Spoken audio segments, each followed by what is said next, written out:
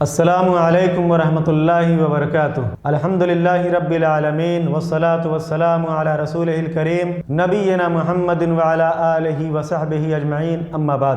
محترم ناظرین، سماج کے اندر بزرگوں کی ایک بڑی تعداد ہوا کرتی ہے۔ بہت سارے لوگ بزرگوں کی تحقیر کرتے ہیں، ان کا مذاق اڑاتے ہیں، جبکہ اللہ کے نبی صلی اللہ علیہ وسلم نے بزرگوں کا احترام کرنے کی بڑی تاکید کی ہے، اور خود نبی کریم صلی اللہ علیہ وسلم نے بزرگوں کا احترام کر کے دکھایا بھی ہے۔ ایک حدیث سنن ابی داؤد کی ہے، شیخ البانی رحمہ اللہ نے حسن کہا۔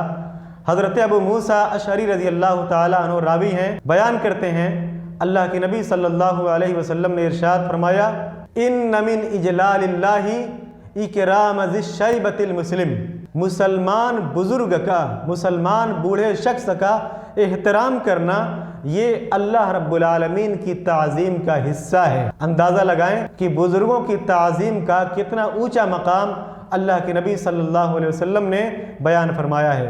اللہ تعالی ہمیں بزرگوں کا احترام کرنے کی توفیق عطا فرما اور ان کے تجربات سے سیکھنے کی توفیق عطا فرما۔ آمین۔ والسلام علیکم ورحمۃ اللہ وبرکاتہ۔